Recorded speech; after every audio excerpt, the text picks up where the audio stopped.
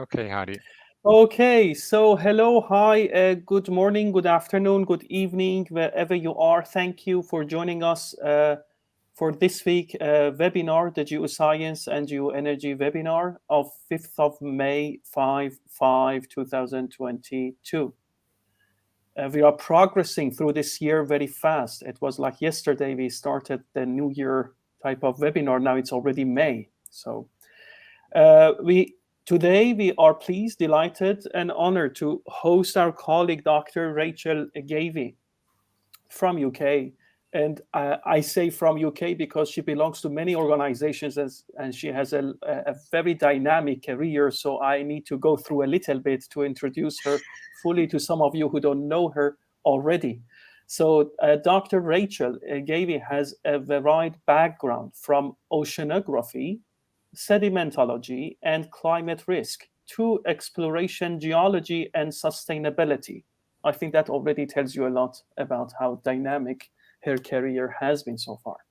Rachel previously worked for the Austrian operator OMV in various exploration roles.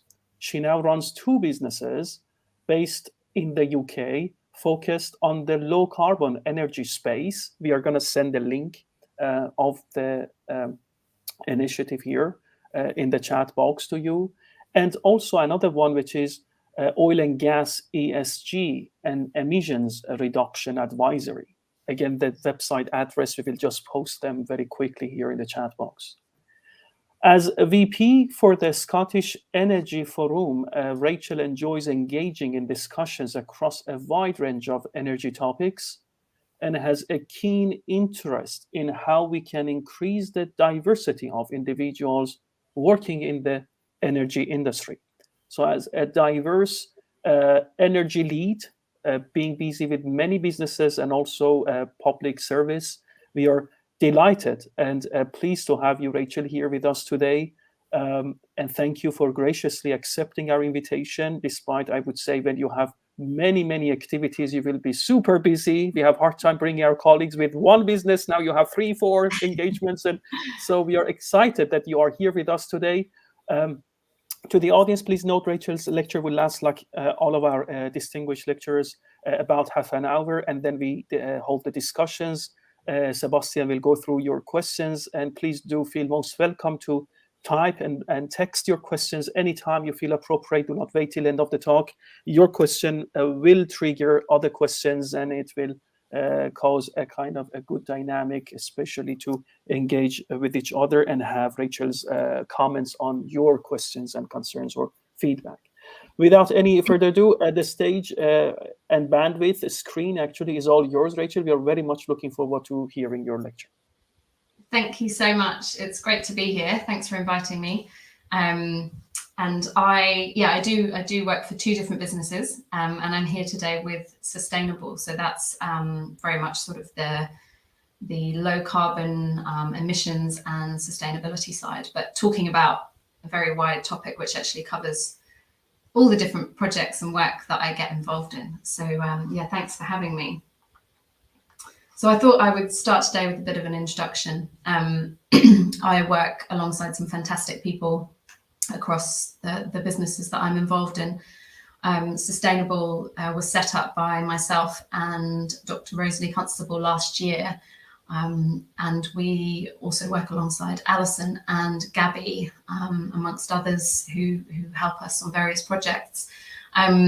The topic of this talk today is about how the oil and gas industry has changed, where we see it going, and what that means for our jobs, and as part of that, how companies are adapting. And just to start by saying that the four of us have all gone through this change within the industry. So Rosalie and I are exploration geologists by background, and we've worked between us in various roles from seismic interpretation through to exploration manager roles, joint venture partnerships, offshore developments, drilling campaigns. We've got Alison, who is an excellent reservoir engineer. She has since retrained in emissions work, and she also works across geothermal outside of Sustainable. And we have Gavey, who also has a background in subsurface and more sort of the oil and gas focus in her training, and then has since moved as well into low carbon applications and works with us, does a lot of work into the emissions and the research side of the projects that we're involved in. So straight away, hopefully you can see that, the four of us have gone through this change that we're seeing within the oil and gas industry, and we're really enjoying it. We're really enjoying the challenges, and it's great to be able to come and talk to you about it today. So I also thought I'd start with explaining why we do what we do. I was fortunate enough to go to Florida earlier this year with my family, and we visited the NASA Space Center, the JFK Space Center over on the coast. And that's a picture of my two boys there outside NASA down the bottom. And being there was very inspiring. And, the famous quote by JFK is, we don't do things because it's easy, we're doing it because it's hard. And as a group, we have made the decision to work within the hard to decarbonize industry, partly because that's our background. We're from oil and gas, and we see the value in oil and gas and the need for it, which we'll talk about, and the importance. But we see huge opportunity to do things better, and we are incredibly passionate about finding a balance to the way things are done. We talk a lot about the energy trilemma. So that's the energy security, energy equity, and the environmental side as well, and how those three things come together. We often put water in the middle as well, because I think water is a topic that doesn't get talked about quite enough, and the overlap with what's going on in the energy industry is incredibly important. So that's our why. That's why we do what we do. But now, moving on to the why for the industry, why is the energy industry changing? The key challenge that I've highlighted here is that the industry needs to produce more energy at lower cost with lower emissions, and that's really one of the big goals. The population of the world is growing, and we see that it's going to be 9.7 billion. By 2050, and you see the graph down in the bottom left there. If you just sort of zoom in on the light blue, which is Africa, the growth within that area alone is predicted to be huge. So what we're seeing is globally the population is increasing, and with that comes different challenges. So if we look again at the Africa example, there are many parts of Africa that are in a very different position to me sitting here in Edinburgh today talking to you, and as part of this growth and the growth of energy, whilst we're trying to reduce emissions, we need to be very aware that different countries have different challenges in their development, and the energy industry really needs to focus on that as well, and see how that can be done around the world in an equal way. We saw a drop in the oil demand during the COVID pandemic, and already we've seen that demand come straight back up and surpass what was there pre-pandemic levels. One of the big takeaways here, and I actually come back to it again on the next slide, is the image on the right-hand side. There's lots of these different diagrams, and I'll show you two different ones during this talk, but essentially, we are obviously going through this energy transition. We do need to lower emissions, and we need to produce things in a more responsible way. But looking at all the different charts, oil and gas is not going away anytime soon, based on all the predictions. This is some work there by the IEA from 2020, and we see there that oil is still very much present there in 2050. As is natural gas, and that's actually increased, and we see the renewables coming in. So the question is, how can we produce the fuel and produce the energy that we need to deal with the population growth and deal with the demands of a growing world, but doing it in a way that lowers emissions, and that really is such a huge challenge for everyone, for the entire world at the moment. And one of the most commonly talked about areas at the moment in the industry is net zero. So net zero by 2050. How are we going to do this? How are we going to achieve this net zero state? And is it possible? And we work with a number of companies on a daily basis, looking at, where are the opportunities to lower emissions within their operations, and what can they do about those emissions on a whole range of scales, whilst accepting that, we've got more oil and gas coming on stream. This is another example of the chart on the previous table showing another prediction. And the statement there is, as coal use declines, which is obviously something that everybody's pushing for, but coal is still there. The oil plateaus and renewables and natural gas grow. So when we're looking at the oil and gas industry, there's still a huge growth there in terms of gas, discovering new gas and bringing that on stream. So the other why the industry is going through this change is around rules with investment and regulations. Every day we're seeing more announcements about the pressure from investors and shareholders and lenders wanting to know where their money's being invested and where they're putting their money into. We know that in order to build this clean energy world that we need to move towards, there's a huge amount of investment that is required.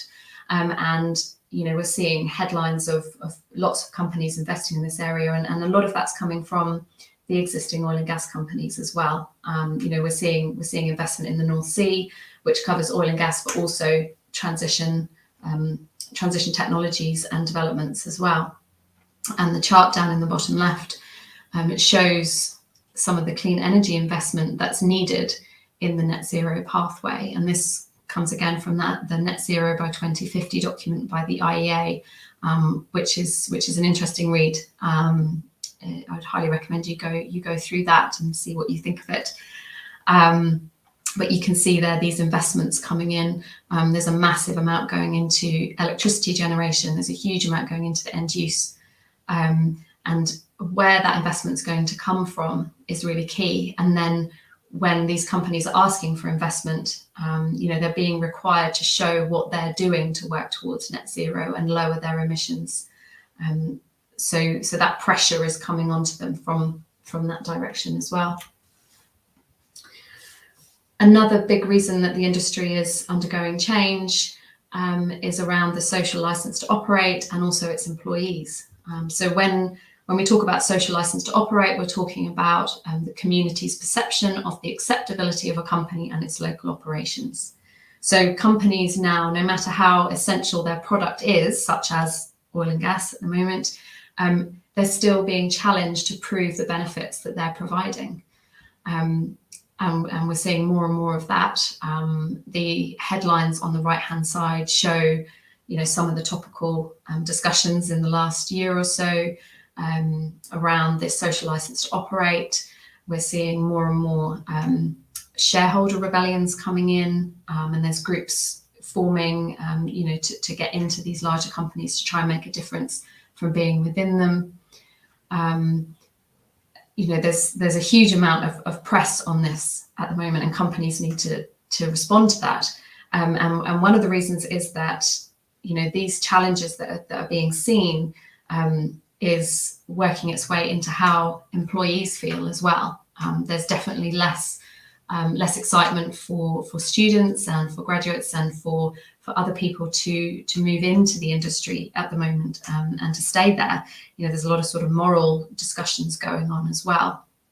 And there's some examples down the bottom about some of these challenges that people have who are working in the industry or who want to go into the industry when they see these headlines. So, the drop in undergraduates who are focusing not just on the petroleum subjects, the petroleum courses, which are slowly becoming less and less, but also with the wider, say, subsurface topics as well being studied at university. The image in the centre there was a dinner that I attended back in February. That's the Scottish Energy Forum dinner.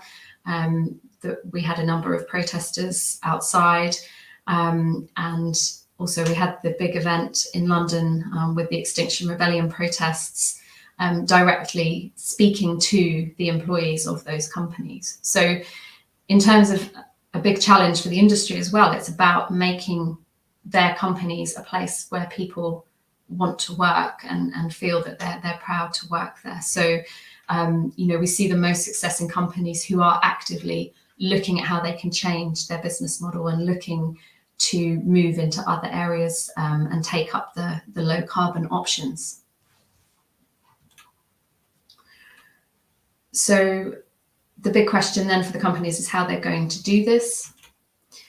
I've posed sort of two main questions here that companies tend to be thinking about. The first one is, can a company make its core hydrocarbon business more resilient? We see more and more that the financial resilience is becoming a function of climate resilience. And I mentioned before about the investors looking more at a company's plans to become net zero and to reduce their emissions.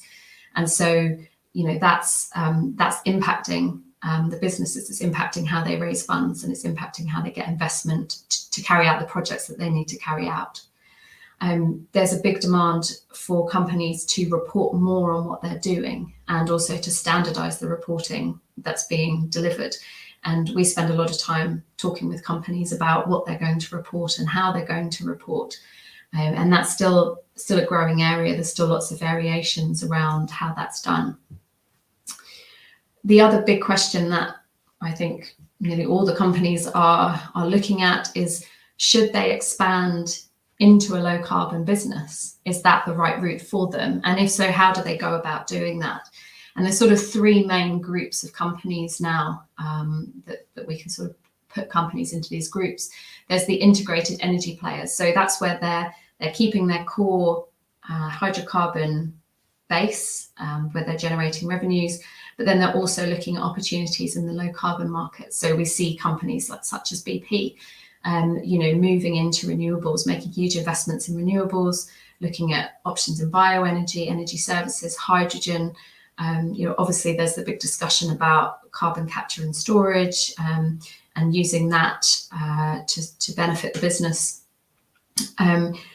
We have some companies that have moved fully into low carbon, so the low carbon pure plays, and that has involved those businesses divesting their legacy high carbon portfolios and really focusing on the low carbon options, and Ørsted is an example of that. We've also then got the resource specialists. So these are the companies who, like those charts have shown in previous slides about the ongoing need for oil and gas in nearly every scenario that you look at in terms of the future for future energy plans.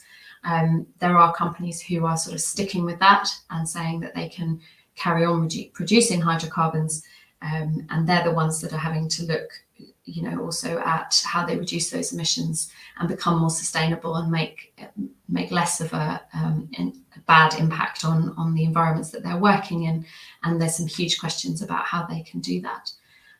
So that sort of group covers a lot of the independent oil and gas companies.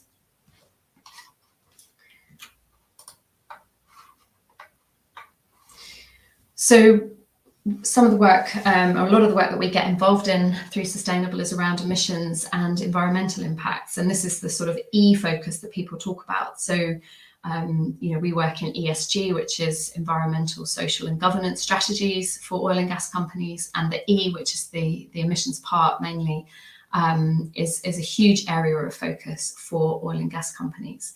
And I've got a diagram there showing what we refer to as scope 1, 2, 3. So scope 1 is the direct emissions from a company. Scope 2 is the indirect uses. So for example, purchased electricity. And then we've got the scope 3, which is also indirect. So that comes down to suppliers, your supply chain, and also the use of your products, which for the oil and gas industry is the biggest challenge at the moment. Saying that, we have a huge opportunity within the industry to reduce the emissions, and we see a lot of talk about the investment into electrification, more pressure to reduce venting and flaring, lots of work into fugitive emissions and optimizing processes, and a lot of that sort of around the energy efficiency use within the industry. So the key problem here when we're talking about emissions for the industry is that hydrocarbons, that's the main part of their business model. And we can see, you know, those sort of three groups of companies. Some companies are looking to divest, some companies are looking to diversify. But ultimately, you know, the likes of Shell and BP and these big companies, this is their core business model. And coming from that, within scope 3, we have this massive challenge within the industry, because this comes down to how their products are used. So there's a category within scope 3 called category 11, and this is about accounting for the direct use of products and the emissions that come from that. So one of the big questions is that how do oil and gas companies who have this business model of selling hydrocarbon products reduce their scope 3? You know, when really it's being used by the likes of yourselves and me and others who are buying their products. And one of the big questions that always gets asked when we're in one of these events and having one of these discussions is, who's really responsible for that? You know, we see a lot of companies working on their scope 1 and scope 2 emission reduction and seeing how they can look for opportunities there to reduce it. But when we get to scope 3, that is by far the biggest portion of the emissions coming from a company. So as long as there is demand for these fuels, and as long as the fuels are being used, you know, how do we overcome that problem? Obviously the other big topic is around net zero, as I've mentioned, and really when we think about the end use of the products, you know, what does net zero really mean for an oil and gas company, and ultimately can it be achieved? And this is something we spend a lot of time talking about. You know, how can we reduce these emissions from the end use of these products? So as I said, there's this sort of need to get to net zero. What we're seeing at the moment is a lot of pressure for companies to decarbonize their businesses, and a lot of talk about net zero. But we have seen evidence of companies sort of pushing forward to get to that net zero targets, sometimes without this plan around actually how it's going to happen. And so it can be very detrimental to a company's reputation to go out there and say, yes, we're going to be net zero by 2040, 2050. And then when you're looking into the detail, it's the question of, well, actually, how are you going to do that? And so there's a lot of challenges at the moment around authenticity. So companies are having to put a lot of time and resource into really thinking this through, which is great. This is what we need to see. In the IEA report, which I've used a few images from, they outline that we shouldn't be having any new oil and gas fields brought on. And the main criticism around that is that that's unrealistic. We're not ready to just sort of switch all the oil and gas off and not bring any new fields on, because there is still this demand. One of the areas that I mentioned is around the reporting for emissions and for the impact that these companies are having, and really sort of picking those apart. There is very much a move towards being science-based with these targets, and that's great to see. We need to be seeing science-based targets put in place that are carefully thought through and believed to be achievable as well. What we come down to then is the use of carbon offsets, and there certainly is a huge topic which I'm not going to try and get into today, but if we think about the end use of the products, you know, there is a point where companies have to start offsetting their emissions. And so there's a lot of discussion at the moment about how companies are going to do that and how their offsets are genuine and make a real impact. I wanted to include some examples here about the net zero discussion and what different companies are doing. There's a whole variety of these out there, and you can look in ESG sustainability reports, annual reports for the different ways that companies are targeting this and approaching it. Some do it incredibly well. Neptune have just rated very highly on their ESG reporting. We've got a great example here from Harbour. You know, they sort of clearly try to split up how they're going to reduce their emissions. We see some companies, really trying to put numbers against what they're doing, which is really where all of the companies should be. We should be having these set targets that can be measured. I do have an example down the bottom there from OMV, from one of their recent presentations, and I'm not picking on them. We see this a lot with various diagrams that are shown, that quite often there is a sudden drop in emissions down to their net zero target. But there's not often a huge amount of clarity about exactly how that's going to be achieved. And so that's something that we're moving to now, is really challenging. Well, how are you going to do that? And how are you going to get down to those low emission intensity or total emission numbers? In terms of the cultural change, this is a really big area. As we talked about, people are very wary of what they're doing. We've obviously just had a very tough couple of years with the COVID-19 pandemic. People are really questioning, who do they want to work for? Where do they want to work? Going to work every day, are they doing what they're proud to be doing? We see the best results in employee retention and engagement through companies who are actively talking to their staff and involving their staff in their efforts to look at the energy transition and to reduce their emissions and look at different ways of working. I've got some examples there on the right-hand side of some of the companies and some of the messages that they're putting out there and involving the people that work for them.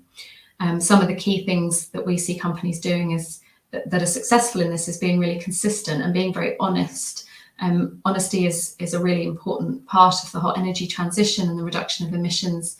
Being upfront about what's working well within a company and what they're finding hard, and being very accountable to their staff. So, we've talked a lot about the emissions and the E side, which is really key for the oil and gas industry, but there's definitely a lot more that can be done within the social side and the governance. So within social side, it's things like pay equity, talent diversity.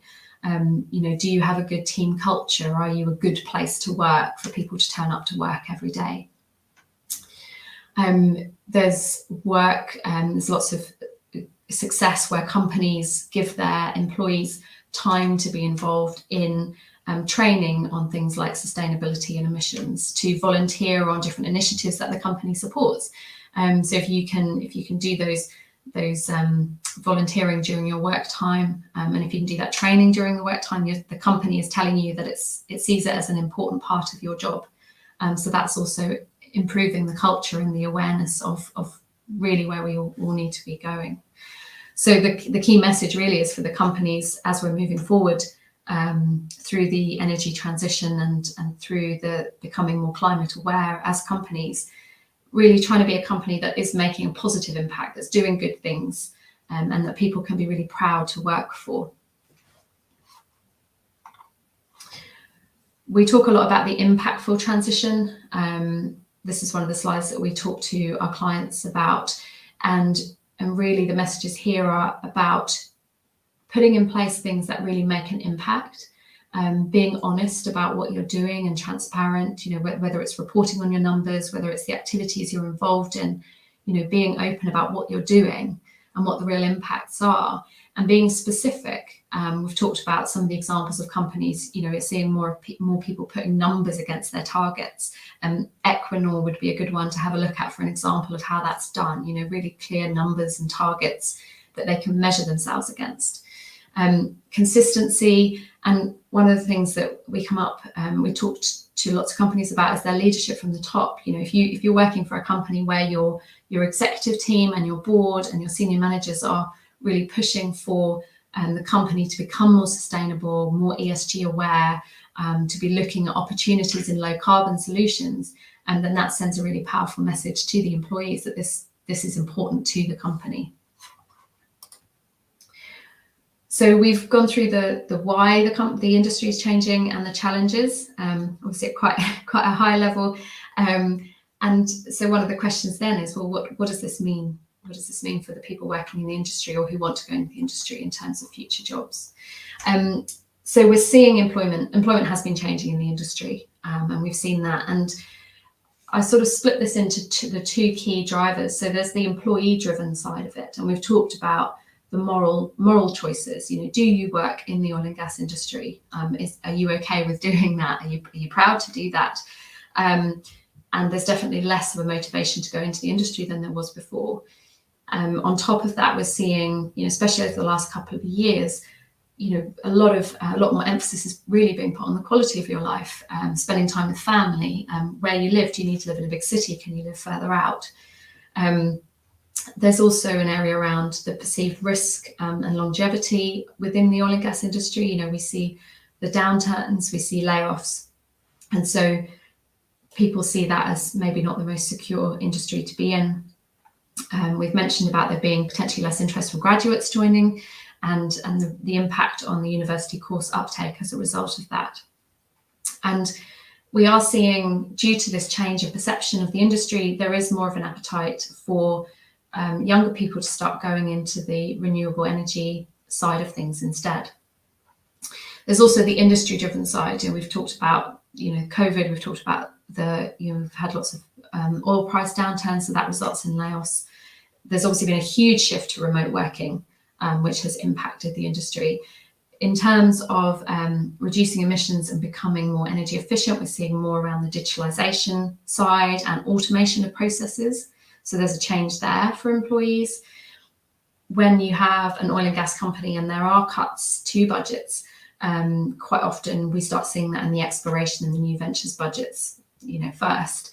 And so maybe a reduction in the size of exploration teams and new venture teams, and especially as businesses are putting their investment into other things. And then we've talked about the divesting. So if an oil and gas company decides to divest its hydrocarbon portfolio, for example, either partly or fully, that has a massive impact. And there's also around the retraining. So how companies can keep their staff, but maybe retrain them into other areas of the industry. So in terms of new opportunities, the statement that we're seeing, and this isn't sort of my statement, this comes from looking at lots and lots of data. I've shown those two charts again up there on the right hand side. Oil and gas isn't going away tomorrow. It's still going to be here. We're still needing it. And so there's still going to be jobs in the oil and gas industry. And having worked in it myself in exploration, it's a really exciting area to be in, and the technical knowledge and the training that you get is fantastic.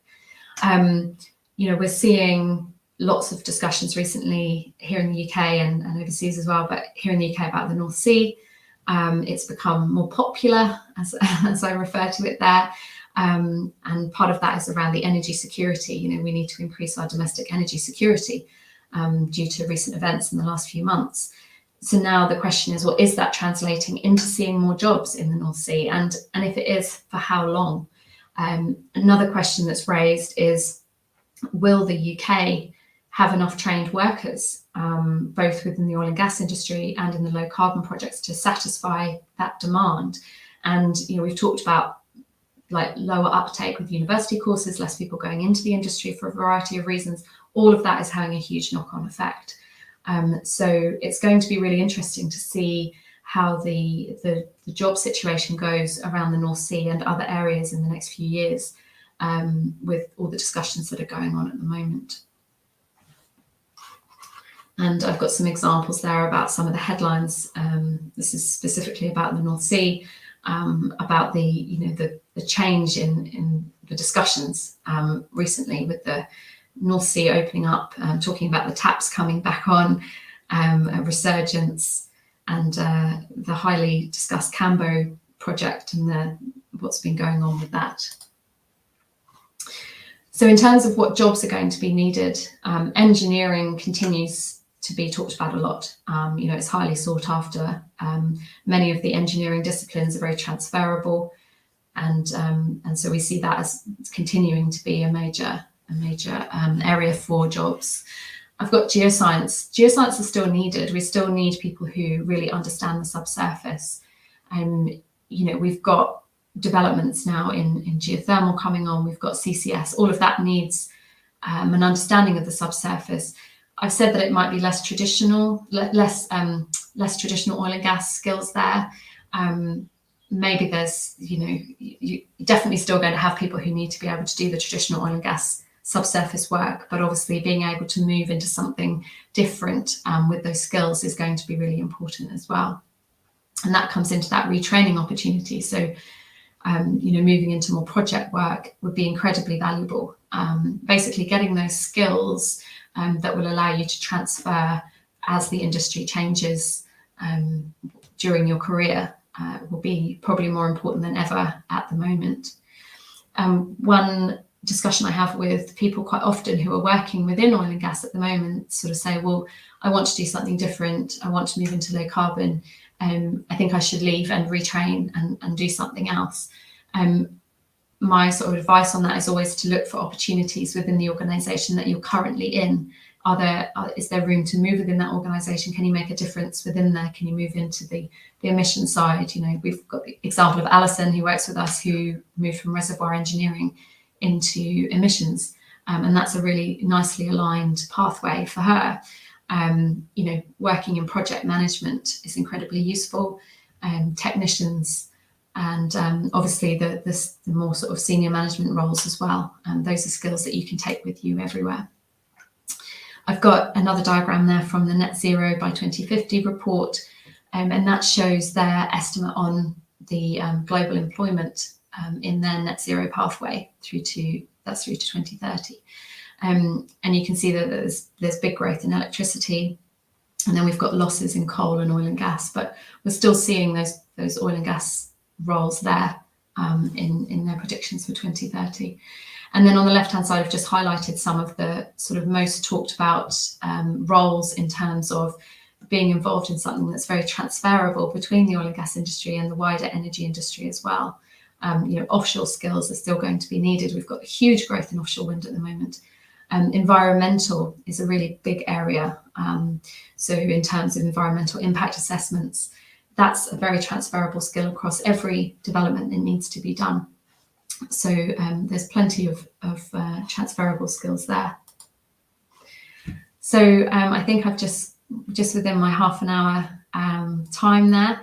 That was a very sort of quick run through, high level of the whys, the hows, and a slight insight to what it could mean in terms of jobs.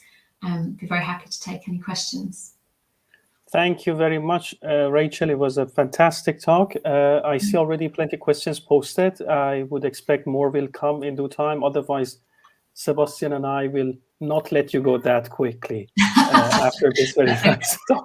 We cannot hijack you, but we will keep you as long as we can. So Sebastian, please. Yes, thank you very much also from my side, Rachel, for a really great and important talk about how the industry is changing, how it affects jobs. Not surprisingly, quite a few questions from students asking what this means, asking you if you can go a bit more detail into the issues around jobs. So I think you've answered the question. Maybe there's something else you want to comment on this. So Kishan asked, thank you for the talk. Do you think we need more geoscientists in 10 years from now or less? Great question. I am a geoscientist, so I'm always going to say yes, we need lots of geoscientists because it's a fantastic subject. I think it's one of the best subjects you can study. And I would always encourage people to go and study geoscience and become a geoscientist. I think, one of the things that we've seen in the last few years is it's very unpredictable. Everything's very unpredictable. And we don't really know where the industry is going to go. We don't know what the next technology is going to be that we could be relying on in sort of 5 to 10 years.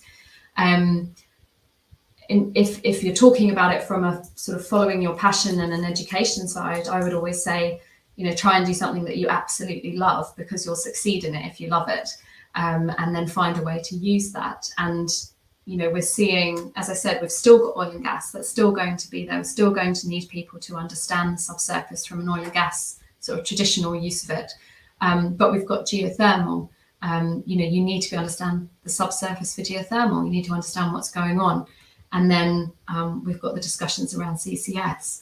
And who knows what else is going to be discussed in the next sort of 5 to 10 years that's going to use the subsurface and geoscience more widely. And then there's other areas as well. Part of my background is oceanography and geoscience. I have a marine geology PhD. And I use that for helping plan offshore wind farms from a sort of high level before people bid. And that's incredibly useful because, okay, they don't need to know, I don't need to do seismic interpretation at that stage and get into the real details around things like, you know, rock porosity and permeability, but the ability to have the discussions around the seabed substrate, you know, what's happening to the seabed due to current movement, seabed scouring, just being able to join in those conversations is very, very useful. And that comes from my geoscience background. Thank you. And it's a great segue into a series of follow-up questions. So Kishan grouped two questions together because Kishan quite rightly observed and said, he asked this question because we're observing a bit of a decline in the master's students coming to a geoscience discipline. Neil Price follows up. Says, is there perhaps a case for a new type of energy degree to train people across all facets of energy transition, resource extraction, renewables to business models, perhaps sort of an MBA for geoscientists? Do you have any thoughts on that? Yeah, I think that sounds great. I'd quite like to go and do that degree. Just quite like to go back to university, actually. I enjoyed it so much. Yeah, I mean, I think, you know, we have seen declines. I don't know the exact numbers, and I guess you guys would probably be able to comment more on recent numbers in uptake for courses than I would. But I think we're already seeing courses adapting from what I've seen, you know, people moving into courses in more broader energy use. I think there was an announcement today about a new low carbon scholarship that's being offered in Aberdeen. You know, we're already seeing that change. And I think, again, it sort of comes down to, you know, what do you really enjoy? If you want to learn about, sort of focus on geoscience specifically, the more traditional sense, then do that, and then, you know, find a way to use it. But I have to say that having transferable skills at the moment is probably the most important thing that you can do as well. You know, from the way that my career's changed from what was very much exploration geologist and now doing a variety of different things, it's being able to transfer your skills and having sort of general skills as well. So whatever course you take or whatever experience you have, make sure that you're looking for opportunities all the time to do different things. Can you manage that project? Can you, if your boss or your lecturer, whoever wants you to do something on the commercial side and the business side, definitely jump at that. Try and get as much experience as you can in different parts yourself as you possibly can. Thank you. Staying on the topic on jobs, because more and more questions come firing in here. Okay. So it's going to be a sort of group of questions. I try to paraphrase them a little bit. So Du Yuang says, thank you for the nice talk.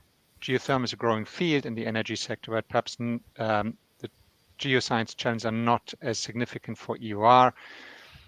And then continues, just bear with me while I go through these questions because they're quite connected. I'm wondering whether the market capacity of geoscience will ever be as big as during peak oil time.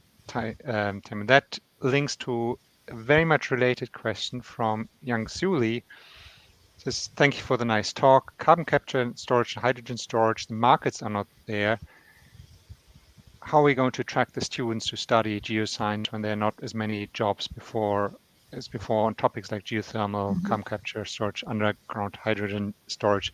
So the question is around, or the markets are changing. There are all these great new opportunities, but they're not just sort of kicking off yet. So what do we need to do to get the students believing in those opportunities? It's a really big challenge. And I know, just as an example as well, there's still not the same sort of salaries and pay that you get in the oil and gas industry in those areas. And we see people who are moving from traditional oil and gas roles and looking at these new opportunities and seeing that, you know, the market isn't quite there. The opportunities aren't as many of them right now. And the salaries are not matching what you're getting in the oil and gas industry, which is causing obviously difficulties for people who've been used to being in that path and earning a certain amount and having a certain quality of life. And I agree that there aren't as many opportunities there right now. But I think the opportunities are increasing. I think we'll see more of them coming on. If you just look at the discussion around CCS and geothermal over the last sort of 5 or 6 years, the number of times it was mentioned in the news or in companies 5 or 6 years ago versus how many times it's mentioned today, it's vastly different. And we're seeing more and more of the companies moving into those areas and building internal geothermal departments to explore that. So I think it's coming. But yeah, it's a big challenge. I agree. It's a big challenge for the universities as well to train up people and sort of look for those opportunities when they've finished. Yeah.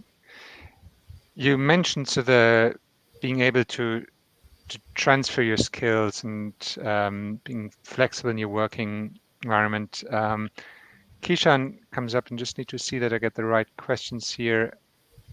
Wonders, so if you look at PhD candidates, what do they need to do to prepare for the energy industry? Because they are often very much specialized in their field of work. And you mentioned the energy industry needs candidates much with a very diverse skill set. So what's the role of well-trained PhD students with a very specialist focus in the energy industry in the future? By the way, the very question Kishan is actually thinking every day at U Delft. So he comes to my office once in a while and says, where am I heading in my life? Is it that technical? I want to do a better simulation, or we want to lead the energy? Is it so? Very authentic question. So you do a little bit of supervising now. Yeah. You're helping me now, Rachel. Yeah. And it's tricky whether you sort of become a specialist or a generalist, isn't it? It's one of the big questions that gets asked a lot. I think you could probably do both. I did both. I did a PhD in turbidity flows and turbidite deposits, and I don't really use that now. But one of the best things I did with my PhD was I made sure that I was involved as much with industry as possible. And I didn't know it at the time, but one of the most valuable things I did was I moved away from, so my original PhD was very much oil and gas sponsored, and then I moved more into telecommunication cables. And that's because we were looking at sort of cable breaks offshore and using that to measure the speed of turbidity currents and other sediment gravity flows. But actually by doing that and getting that exposure into a different industry and getting those connections in a different industry, it immediately opened up, what I was exposed to and understanding different areas. So, even though PhDs are by their nature quite specific and focused, you can still take that focus to look and see where your skills can be applied in other industries and on a wider range. And then get that industry link. So get out and talk to as many people and really just sort of say yes to all the opportunities that you can. I was halfway through my PhD, they asked if I wanted to go out to South Korea for 6 months.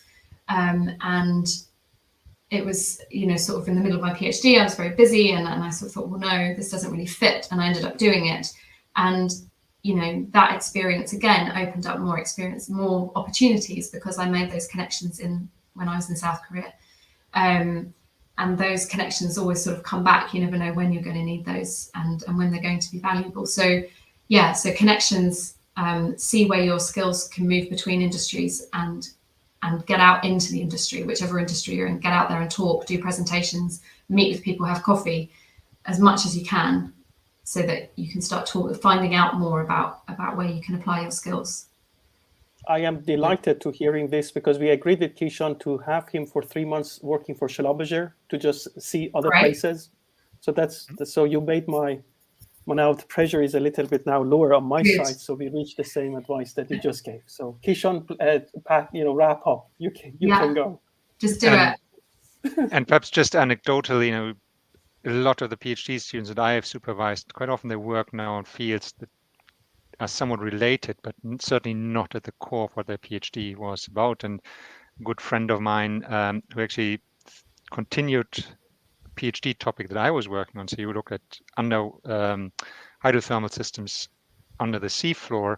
He's now one of the most respected climate modelers in Europe. So he went from the subsurface all the way to atmospheric modeling. And probably if you would have asked him, is that what you're thinking about doing for your professional job in the future, he would have, no, don't quite expect this. But yes, I think that the message, I certainly subscribe to this: apply your skill, your research skill, solving very complex problems. They will always be asked. Yeah. I'm going to go away with, so we are starting to run out of time, but there's some really sort of more high-level questions, and so we're going to move away a little bit from the educational side, and perhaps from Jamal Gill, just commenting quickly, if you have a brief comment. What is your take on subsurface hydrogen storage in the future? As I've seen the UK featured a lot in its energy policy for district network heating to tackle issues with gas heating. Is that going to take off in your opinion, or is that going to be more of a niche application? What is your intelligence telling you? Yeah, it's a very big question. We talk about hydrogen a lot, and between us within our team, we have sort of lots of differing opinions, and it's certainly not an area that I sort of feel is sort of within my expertise. But I mean, there's certainly a lot of talk about it. There's certainly a lot of people looking at how it's going to work and investment. There's a lot of companies looking at hydrogen. I think the only thing I would say with any of these new technologies and approaches is, you know, we need to try lots of different things. We need to try things and we need to see if they're going to work. And with hydrogen, you know, until we try it and until we refine the technology and until we see if it's really going to work, you know, we don't know. We don't know. And the way it's used, you know, there's huge questions about the existing infrastructure and the use of hydrogen and you know, mixing it with gas and everything, and is that going to work, and the impacts is a massive challenge. But I believe that we need to try lots of things. You know, there's a saying, isn't there, to have a good idea, you need to have 100 bad ideas. So let's keep trying and see what we can come up with, because like I was saying about the different experiences, sometimes you try something and then actually that turns into opening opportunities into something that you never thought of. So, you know, there's a lot of talk about hydrogen right now. Maybe it's not going to solve everything, but maybe through looking at the hydrogen options, it will lead to something different that we haven't thought about yet. So I don't think we should be turning anything away at this point. I don't think we can afford to. Certainly my pragmatic view is it's really important that we try these things. And if something better comes up in terms of energy storage, energy generation in the future, fantastic, because we need to have more low carbon energy. And if the subsurface only plays a small role in this, we found out that through good research that this is more of a niche application. There are other fields that are much more important.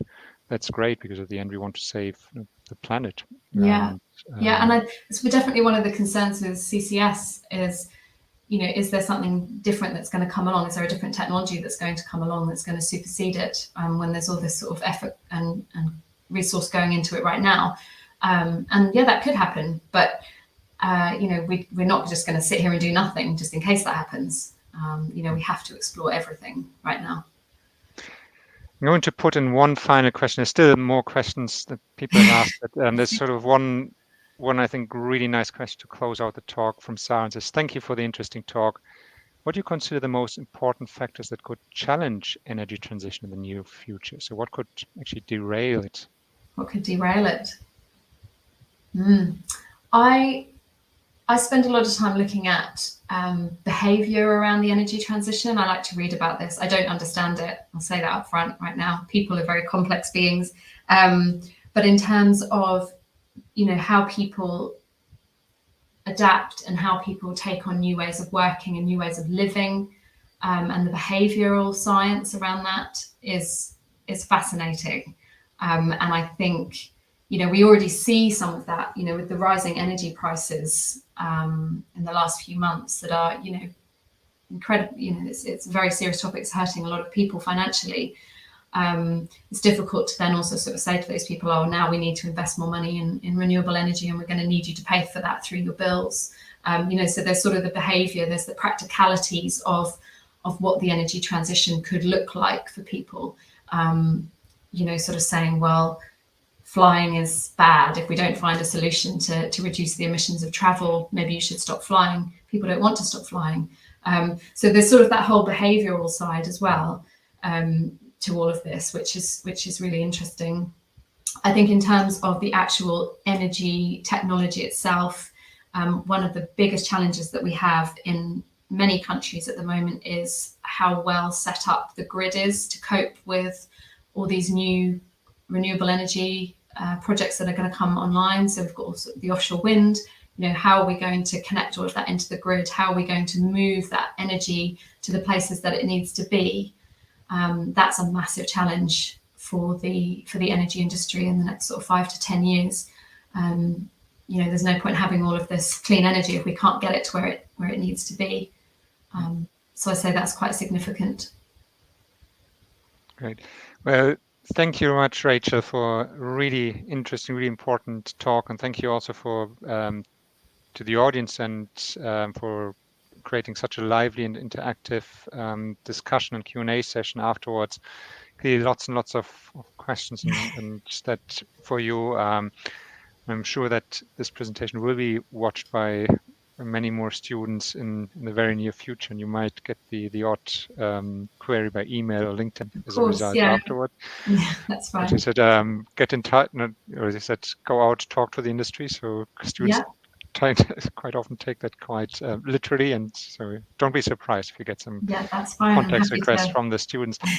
So thank you again, Hardy. Thank you again, Rachel and Hardy. Over to you for announcing our next speaker. Yeah, thanks a lot, everyone. So the next week, we will host Professor Thanos Pak from Teesside University.